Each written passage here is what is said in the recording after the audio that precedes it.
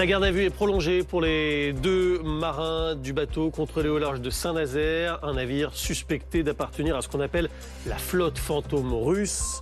Et ce navire a longé les côtes du Danemark au moment où des drones étaient repérés au-dessus des aéroports.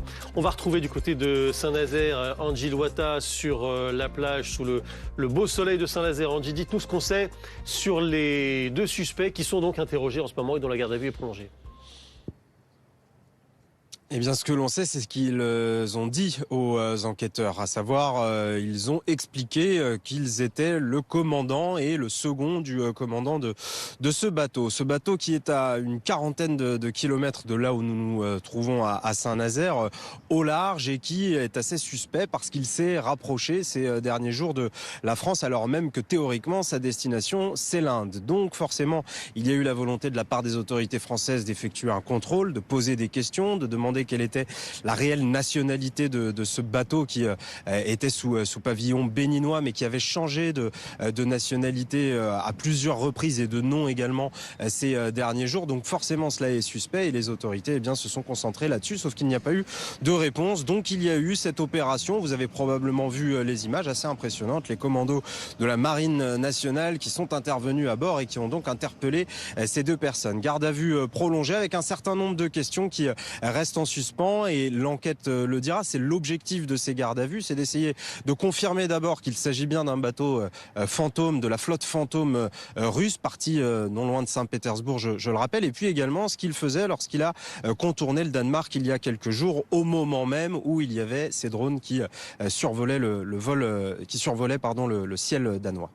Merci beaucoup Angie Loata en direct donc de Saint-Nazaire. François Clémenceau, est-ce que c'est de ce bateau que sont partis, oui ou non, les fameux drones envoyés dans le ciel du Danemark ou pas? On n'en sait rien pour l'instant. Et c'est vrai que la prolongation de la garde à vue pourrait éventuellement permettre d'en savoir plus, ainsi que probablement qu'une perquisition dans ce bateau. Mais vous avez vu la taille de ce pétrolier. 250 mètres de long. Voilà, donc ça se fait pas en un quart d'heure. Ça peut prendre éventuellement plusieurs jours. Et il faudra voir si le temps judiciaire permet aussi le temps de l'enquête à bord de ce bateau. Ce qui est certain, c'est que il y a une coïncidence entre le passage d'au moins 4 bateaux russes dits de la flotte fantôme, ou suspectés de faire partie de cette flotte fantôme, et les décollages et les survols de drones sur plusieurs jours au-dessus du Danemark et même de la Norvège. Et donc oui, c'est ce rapprochement qu'il faut maintenant essayer de prouver. Le président de la République, Emmanuel Macron, a été assez clair hier en fait. Il a dit attention, ne faut pas se précipiter comme ça, il faut travailler, il faut essayer de voir ce qu'il en est vraiment.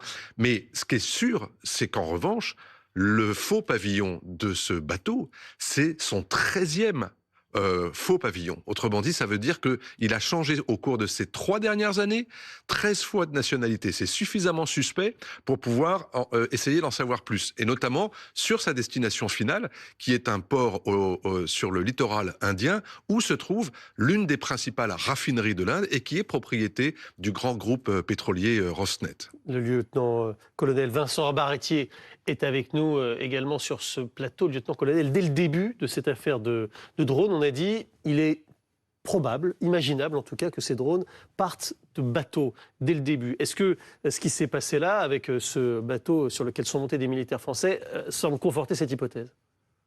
Oui, dans la mesure où moi je pense qu'il aurait pu être arraisonné plus tôt par les Danois eux-mêmes ou par un pays riverain de la mer Baltique ou de la mer du Nord.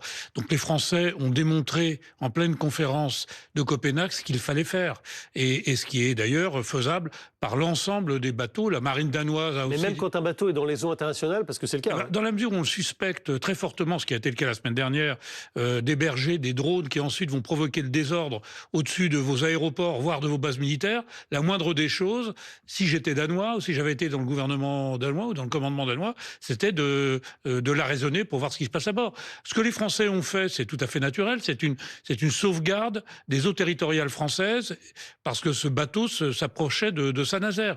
Et à Saint-Nazaire, il y a des chantiers navals, mais il y a pas que ça, il y a aussi, il pouvait aussi aller vers Brest. Enfin, on peut imaginer toutes sortes de choses. Donc ça, c'est la partie nationale. Ensuite, au plan international, qu'est-ce qu'on peut faire? Eh ben, ce qui s'est passé après le 11 septembre 2001, il y a eu l'opération Operation Endeavour, qui était en Méditerranée et qui visait à vérifier des bateaux civils avec des moyens assez lourds qui pouvaient transporter des terroristes ou qui pouvaient menacer nos navires marchands. Donc, si vous voulez, on sait au plan international, que ce soit au plan européen ou au plan de l'OTAN, faire ce genre d'opération. Est-ce que ce sera la conséquence de ces premières opérations russes présupposées? On le verra bientôt. Pouvez-vous, François, nous expliquer cette notion de flotte fantôme? Vous nous avez dit que ce bateau, il allait en Inde pour livrer du pétrole, et c'est en fait en vendant du pétrole à l'Inde que Vladimir Poutine finance la guerre. Qu'entend-on par flotte fantôme, alors que ces bateaux, on peut les tracer, ils ne sont pas du tout fantômes, hein. Théoriquement, si vous suivez de façon extrêmement scrupuleuse ce qui a été édicté par les paquets de sanctions successifs, je vous rappelle qu'on est au 19e paquet de sanctions de l'Union européenne, et donc il est prévu effectivement de cibler des bateaux qui violent l'embargo décrété par l'Union européenne. L'embargo sur quoi? Sur le pétrole et sur d'autres produits d'hydrocarbures, et qui sont à destination de clients qui continuent de contourner les sanctions pour pouvoir être livrés. Et c'est typiquement le cas de l'Inde. Et donc, il est établi aujourd'hui qu'il y aurait entre 600 et 1000, probablement autour de 900 bateaux qui contournent ces sanctions en changeant de nationalité, en changeant de pavillon, en changeant de cargaison, parfois même en cours de trajet. Et donc, c'est la raison pour laquelle ils sont ciblés. Mais c'est assez colossal, parce que 900 bateaux, ça n'est pas rien du tout.